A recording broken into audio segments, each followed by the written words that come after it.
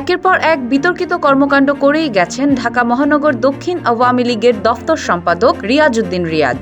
অর্থ ও নারী কেলেঙ্কারি সহ দলীয় শৃঙ্খলা ভঙ্গের অভিযোগে দলীয় পদ থেকে রিয়াজকে বহিষ্কারও করেছিল দলটি। এরপরও ক্ষান্ত হননি রিয়াজ। কেন্দ্রীয় নেতা ও মহানগর আওয়ামী লীগের একাধিক নেতার নাম ভাঙিয়ে বিভিন্ন অনৈতিক কাজও করে গেছেন। এছাড়াও শিক্ষক এবং শিক্ষার্থীদের যৌন হয়রানির অভিযোগ উঠেছে তার বিরুদ্ধে। চাঁদপুর বাড়ি হওয়ার সুবাদে অল্প সময়ের ব্যবধানে সাবেক শিক্ষামন্ত্রী দীপুমনির সঙ্গে সখ্যতা গড়ে ওঠে রিয়াজের। দীপুমনি শিক্ষামন্ত্রী থাকাকালীন একাধিক শিক্ষা প্রতিষ্ঠানের গভর্নিং বোর্ডেও জায়গা করে নিয়েছিলেন। 2021 সালের 29 অক্টোবর শেরেবাংলা বালিকা মহাবিদ্যালয়ের গভর্নিং বোর্ডের সভাপতি হন। এরপর থেকে শিক্ষা প্রতিষ্ঠানে নানা রকম সমস্যা শুরু হয়। একের পর এক প্রিন্সিপাল দায়িত্ব থেকে সরে যান তার বিভিন্ন কর্মকাণ্ডের কারণে।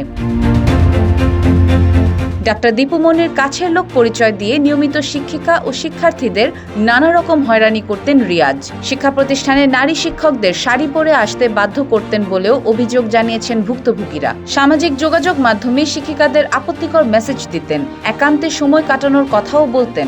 এমন কয়েকটি স্ক্রিনশট এসেছে ডেইলি বাংলাদেশের হাতে।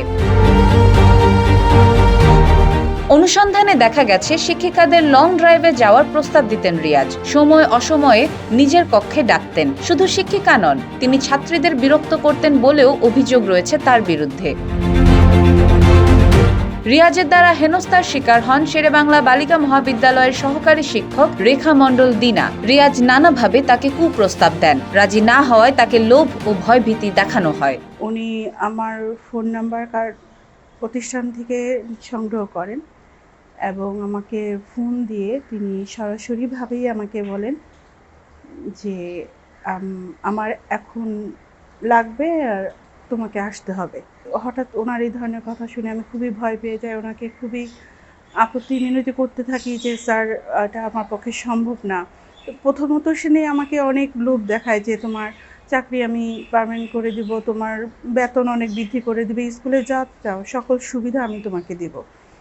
তখন আমি যখন ওনার বিভিন্ন প্রস্তাবে রাজি না হই, তখন উনি আমাকে ভয়ভীতি দেখাতে শুরু করেন যে আপনি তাহলে কিন্তু চাকরি করতে পারবেন না, এখানে আপনাকে বিভিন্ন বদনাম দিব, এই দিব, বিভিন্ন ধরনের কথা আমাকে এক পর্যায়ে বলতে থাকে। শুধু রেখা নন, এরকম অনৈতিক প্রস্তাব দেওয়া হয়েছিল আরেক সহকারী শিক্ষক রাজিয়া সুলতানাকেও। নিয়মিত ইনবক্সে মেসেজ দিতেন রিয়াজ। উনি সরাসরি আমাকে ওনার স্থানীয় নেতা আছে তার কাছে যাওয়ার জন্য আমাকে প্রস্তাব করতেন বারবার। প্রায় 1 বছর উনি আমাকে এভাবে মানসিক যন্ত্রণা দিয়ে গেছেন। তো এটা আমি তখন লজ্জায় কাউকে বলতেও পারি নাই। তো ওনাকে দেখলেই আমি পাশ কাটিয়ে থাকতাম বা চুপ করে থাকতাম। তাকে আমি সালাম দিয়ে বললাম, স্যার আমার একদিন ছুটি লাগবে, আপনি পারমিশন দিলে স্যার সিগনেচার করবে।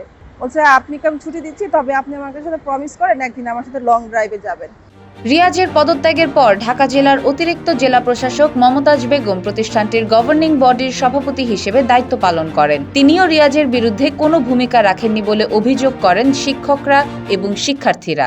যখন রিয়াজউদ্দিন এখান থেকে চলে যায়, তারপরেও তোফায়েল আহমেদ ভূঁইয়া বসেছিল এবং রিয়াজউদ্দিনের বিরুদ্ধে যতগুলো তদন্ত সংগঠিত হয়েছে প্রত্যেকটা তদন্তে তোফায়েল আহমেদ ভূঁইয়া তার সেই টাকার রিসিপ্ট থেকে শুরু করে সমস্ত জায়গায় তাকে হেল্প করে সেই তদন্তগুলো তাকে নির্দোষ প্রমাণ করার জন্য চেষ্টা করছে এবং একটা তদন্ত রিপোর্টও কিন্তু প্রতিষ্ঠানে এসে পৌঁছায়নি বা আমরা জানতে পারি না। রিয়াজের মতের বিরুদ্ধে গেলেই প্রিন্সিপাল পরিবর্তন করা হতো। সভাপতির দায়িত্ব পেয়েই প্রিন্সিপাল মনোয়ার হোসেনকে সরিয়ে দেন রিয়াজ।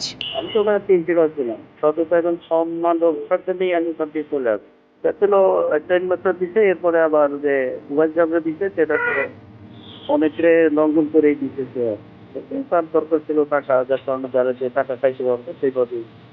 গভর্নিং বডির সভাপতির পদ থেকে রিয়াজ পদত্যাগ করার পর তোফায়েল আহমেদও ভারপ্রাপ্ত প্রিন্সিপালের পদ থেকে পদত্যাগ করেন। এ বিষয়ে তিনি বলেন, এগুলো অলরেডি ইনভেস্টিগেশন হয়ে নিতে পারা হয়েছে। যেটা আমার যারা ভালো তার আর বিভাগের লোকেরাও তো